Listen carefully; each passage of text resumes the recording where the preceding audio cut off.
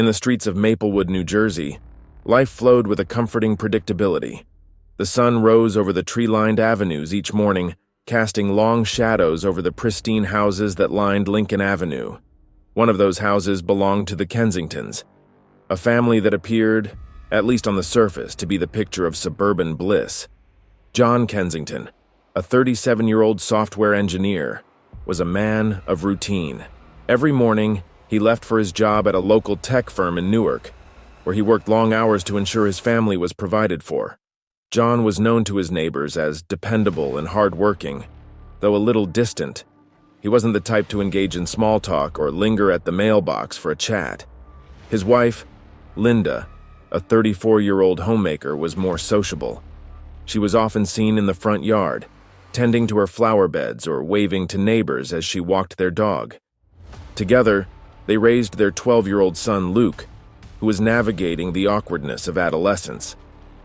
The Kensingtons had been married for nearly 2 decades. While their relationship was stable, it had become predictable, comfortable, but lacking in the passion it once had. John and Linda had fallen into the familiar routines of married life, their conversations reduced to the logistics of running a household, raising a teenager, and making ends meet. What they didn't talk about was the growing sense of distance between them. It was an unspoken reality that neither had the courage to confront. A year ago, Linda's mother, Patricia, had moved in with them following the sudden death of her husband. Patricia was almost 60 years old, but carried herself with the poise and grace of someone much younger. She had always been a striking woman with silver hair that framed her face like a halo, and she had an air of authority that made people take notice. Her husband's death had been hard on her, but she rarely showed it, keeping her emotions tightly controlled. Linda was happy to have her mother close, believing it would be good for Luke to have his grandmother around. John, though, was indifferent at first, seeing Patricia's presence as little more than a necessary accommodation for an aging parent. But over time, John and Patricia's dynamic began to shift. It started with innocent conversations. Patricia would ask John about his day or offer advice on little things, like household repairs or the best way to discipline Luke. John found her to be an attentive listener, someone who gave him more than the perfunctory nods he had come to expect from Linda, who was often too preoccupied with managing their household. Slowly, almost imperceptibly, John began to look forward to these conversations with Patricia. She had a way of making him feel seen, in a way Linda hadn't for years. Then came the more physical signs. Patricia would place her hand on John's arm when they laughed at a joke or brush against him as they passed in the kitchen. At first, John told himself it was nothing, just an older woman being affectionate with her son-in-law. But as the weeks passed, those touches lingered a moment too long, the air between them growing charged with something unspoken. One evening when Linda was out having dinner with friends and Luke was at a friend's house for the night, John and Patricia found themselves alone in the house. The living room was dimly lit, the soft glow of a television the only light as the two sat in silence sipping their drinks. Patricia was flipping through a magazine, her legs casually tucked under her on the couch, while John nursed a glass of whiskey, the ice clinking softly as he swirled it around. "John," Patricia began, her voice cutting through the quiet. "Are you happy?" The question caught him off guard. He turned to her, furrowing his brow. "What do you mean?" "You just seem distant lately," she said, setting the magazine down. Her gaze lingered on him, intense, probing. "I know things with Linda haven't been easy. I've noticed." John felt his chest tighten. He didn't want to have this conversation, especially not with Patricia. But something about her presence, the way she seemed to understand him without judgment, made him want to open up. "It's nothing serious," he said, though the words felt hollow even to him. "Just the usual stress from the work and, well, marriage." Patricia gave him a knowing look. "Marriage can be tough, especially when the spark fades." She paused, her eyes locked on his. "I've been there."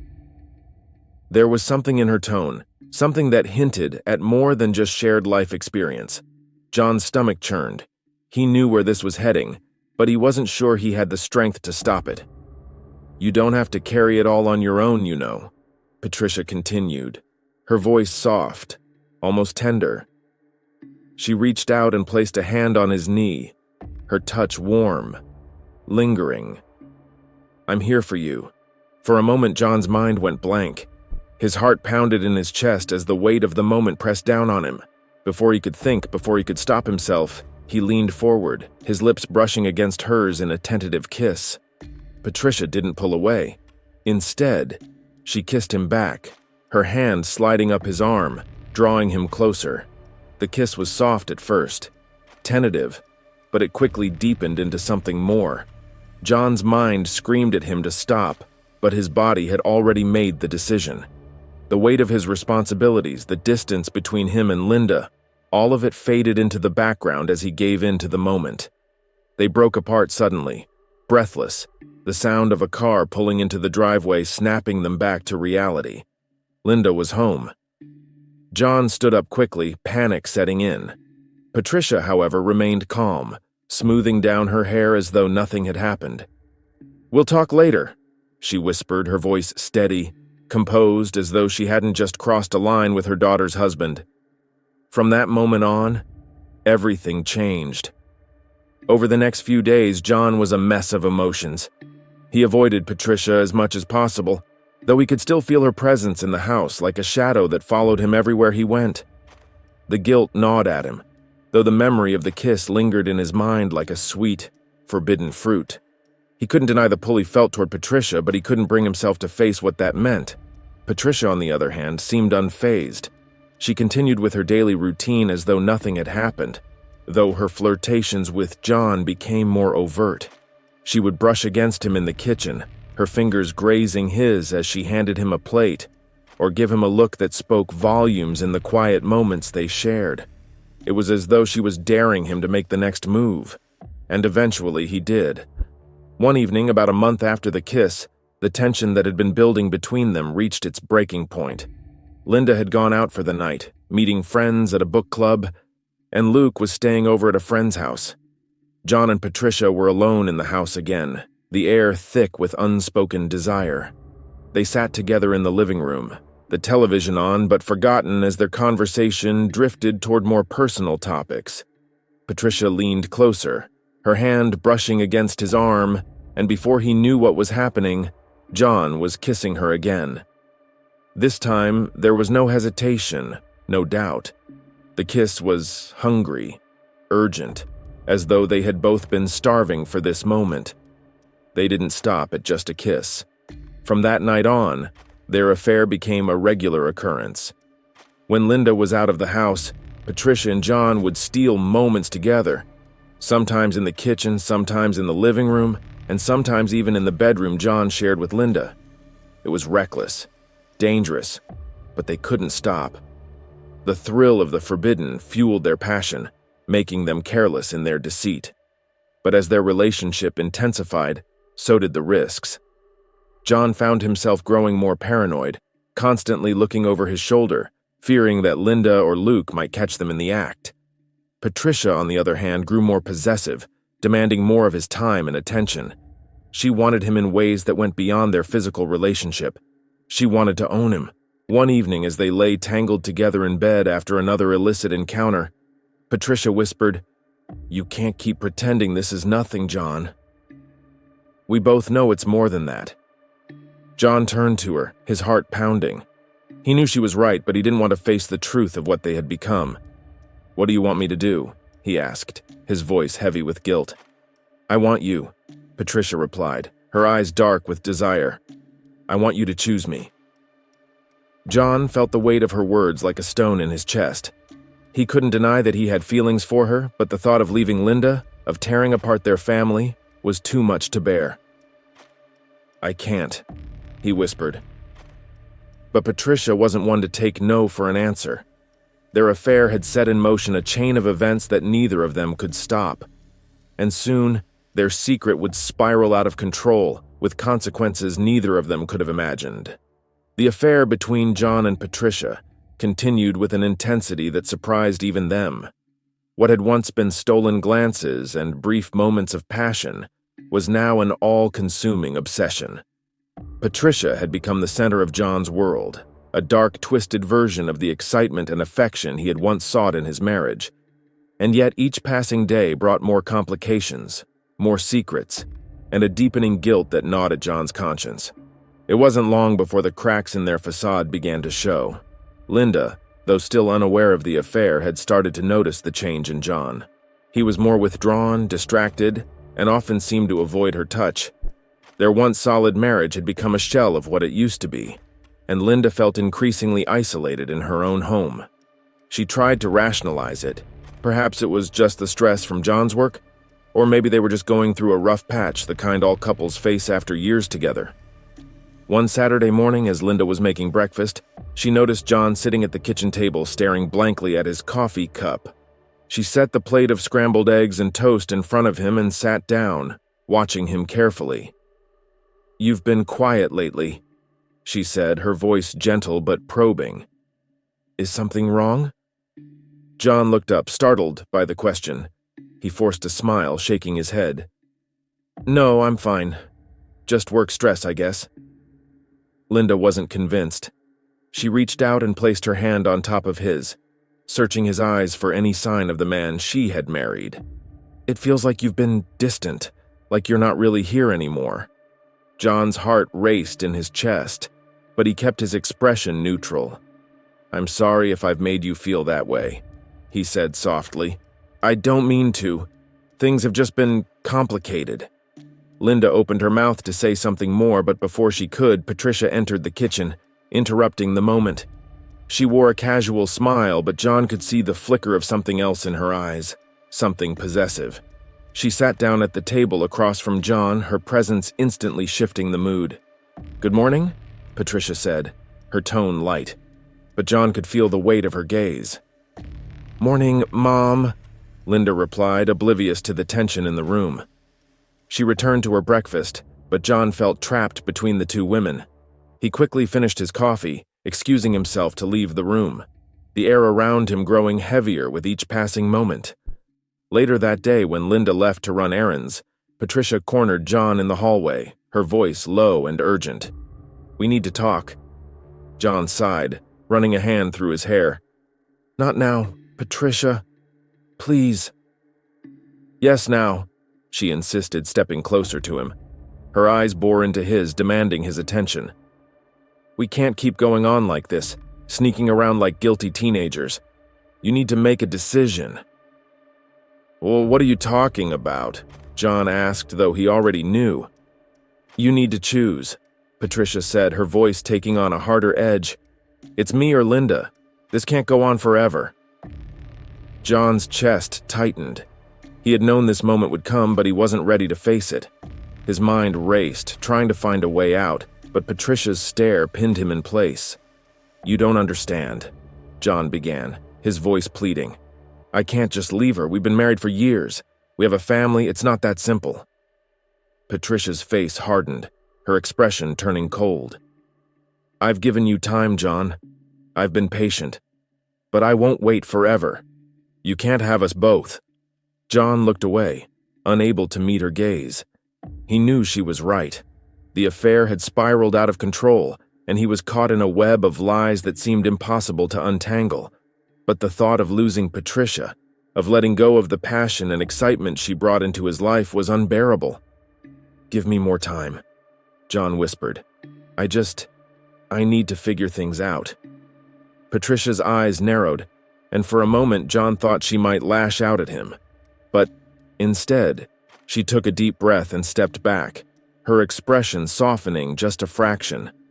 "I'll give you time," she said, her voice quieter now. "But not much. You need to decide." John nodded, though he wasn't sure if he could ever make that decision. As Patricia walked away, he felt a sinking dread settle in his stomach. No matter what he did, someone would end up hurt, and that thought terrified him. Over the next few weeks, the tension in the Kensington household continued to build. Linda remained unaware of the affair, but she could sense that something was wrong. John's distant behavior, the secretive glances between him and Patricia, It all added up to something she couldn't quite put her finger on. One evening, as they were sitting in the living room, Linda turned to John, her voice hesitant. "Do you think we should go away for a weekend? Just the two of us?" John blinked, surprised by the suggestion. "What?" "I just feel like we haven't spent much time together lately," Linda said, trying to keep her tone casual. "Maybe a weekend getaway would help us reconnect. Get away from everything for a bit." John's mind raced.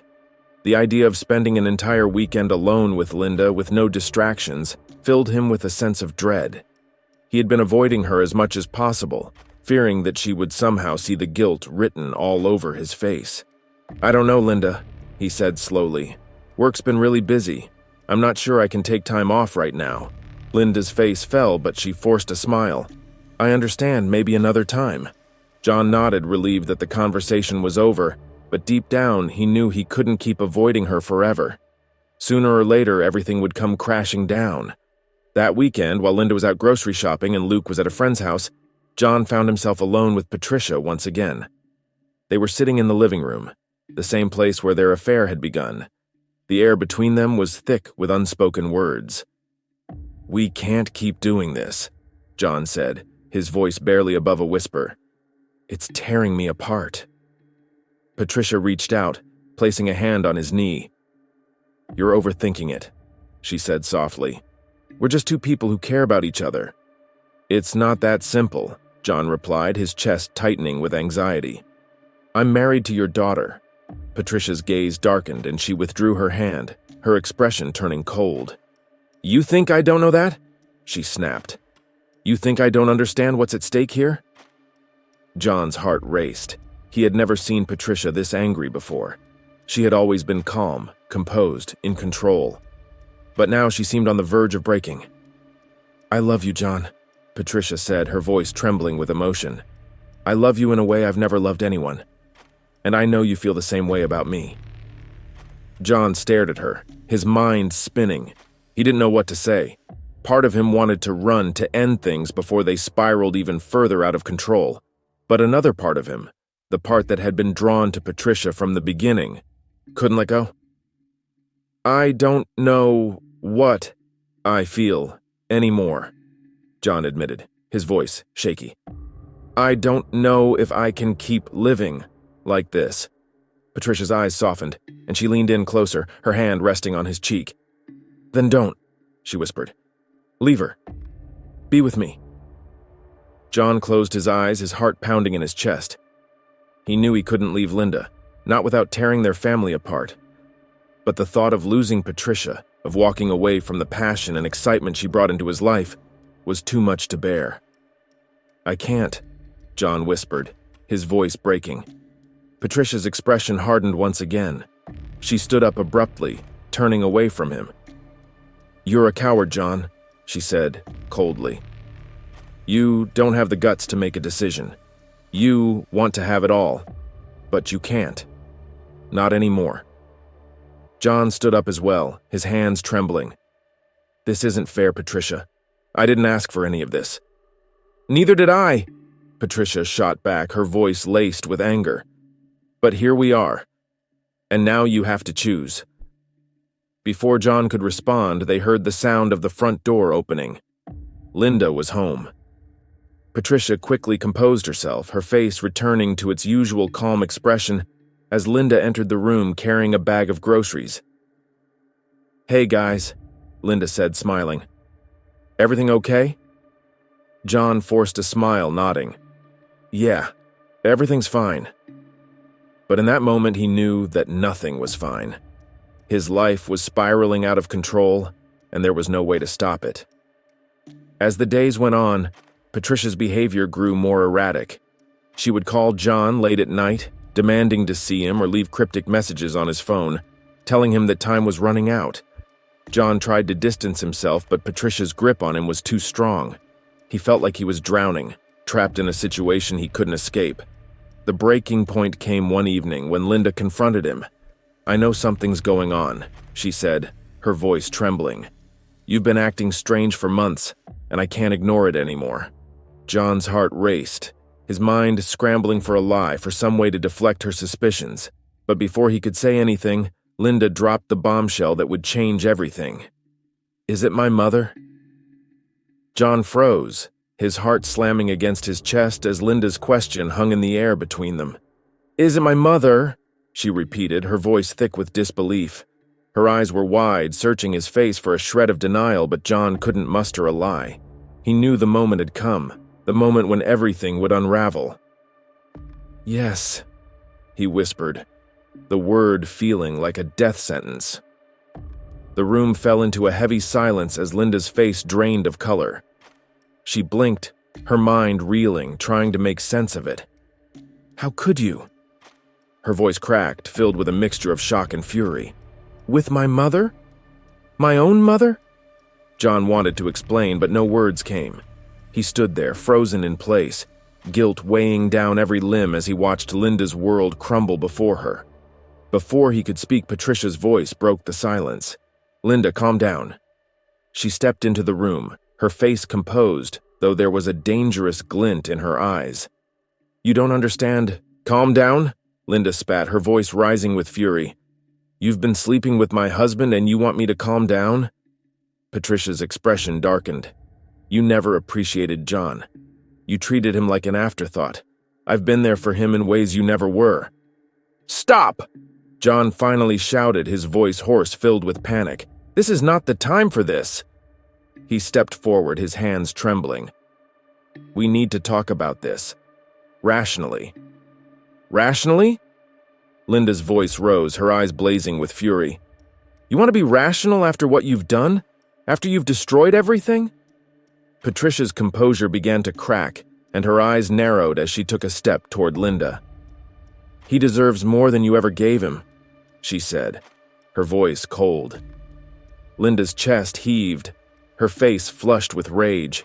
She stepped back, glancing between John and her mother. "I'm leaving," she said, her voice shaking. "I'm taking Luke, and I'm leaving." "You're not leaving," Patricia said sharply, blocking the doorway. "You're not taking my grandson away from me." Linda's eyes flashed with fear and defiance. "Move out of my way." Patricia stood firm, her eyes narrowing as she clenched her fists. "You're not going anywhere." Then, without warning, everything spiraled out of control. Linda shoved Patricia, her fury overwhelming her judgment. Patricia staggered but quickly regained her balance. Her eyes blazed with an intensity John hadn't seen before. With a swift, violent motion, Patricia grabbed the nearest object, a heavy lamp from the side table, and swung it at Linda. The sickening thud of metal on bone echoed through the room as the lamp crashed into Linda's head. She collapsed to the floor, blood streaming from the wound, her body limp and motionless. For a moment, the world stood still. John couldn't move. His mind refused to process what had just happened. "Linda?" he whispered, his voice barely audible. He rushed to her side, kneeling beside her, his hands shaking as he pressed them to the wound, trying desperately to stop the bleeding. "Linda, no!" But it was too late. Her eyes were vacant, her breathing shallow. Blood pooled beneath her, staining the carpet in dark, spreading circles. Linda's life was slipping away, and there was nothing John could do to stop it. "John," Patricia whispered, her voice trembling. "I didn't mean to. She pushed me. It was an accident." John stared at her in horror, his heart pounding in his chest. "You killed her," he said, his voice shaking with grief and rage. "You killed my wife." Patricia's face twisted in panic. No, it wasn't supposed to be like this." John stood up slowly, his hands still slick with Linda's blood. He stumbled backward, his mind reeling. "I'm calling the police," he said, his voice hard and final. "No," Patricia screamed, lunging at him. She grabbed his arm, her grip tight, her eyes wild. "You can't, we can fix this. No one has to know." "Don't touch me," John shouted, ripping his arm free from her grasp. He backed away, his heart hammering in his chest. "You've destroyed everything." Patricia's face contorted with desperation. "I did this for us, John. We can be together now, just like we always wanted. Linda's gone. She doesn't matter anymore." John's blood ran cold. "You're insane," he whispered. backing toward the door. "You've lost your mind." Patricia's eyes blazed with a terrifying intensity. "You're not leaving me. You belong to me now." In a flash, Patricia grabbed a knife from the kitchen counter and charged at him, the blade gleaming in the dim light. John barely had time to react. The knife slashed across his side, a burning pain searing through him as blood spilled from the wound. He stumbled back, clutching his side, his vision blurring from the pain. "You're not leaving me!" Patricia shrieked, advancing on him again. John staggered toward the door, desperation fueling his every step. He threw the door open and bolted outside into the night, the cold air hitting his face like a shock. He could hear Patricia's footsteps behind him, her voice echoing through the darkness as she chased him. "John, come back!" she screamed. "You can't leave me." He ran as fast as his legs could carry him, his hand pressed to his bleeding side. The pain was unbearable, but adrenaline kept him moving. He needed to get away. Away from the house, away from Patricia, away from the nightmare his life had become. He stumbled down the street, gasping for breath, his vision swimming. He could feel himself weakening, his body growing heavier with every step. The world around him blurred, and he knew he was running out of time. As he turned the corner, his legs finally gave out. He collapsed onto the sidewalk, his blood soaking into the pavement. The pain in his side was excruciating, but it was nothing compared to the horror that had unfolded in his home. He looked up at the night sky, gasping for air, his mind a whirlwind of regret and guilt. He had lost everything, his wife, his family, his life, and now Patricia had taken it all from him. In the distance, he heard the wail of approaching sirens, but it was too late. The damage was done. The nightmare was over, but the scars it had left behind would never heal. As darkness crept in at the edges of his vision, John let out a final shuddering breath. The story didn't end with Linda's death or John's escape. It was a tragedy that had been set in motion long before the affair began. A tale of desire, betrayal, and the consequences of unchecked obsession. And as the sirens grew closer, the truth was all that remained, waiting to be uncovered in the wreckage of their shattered lives.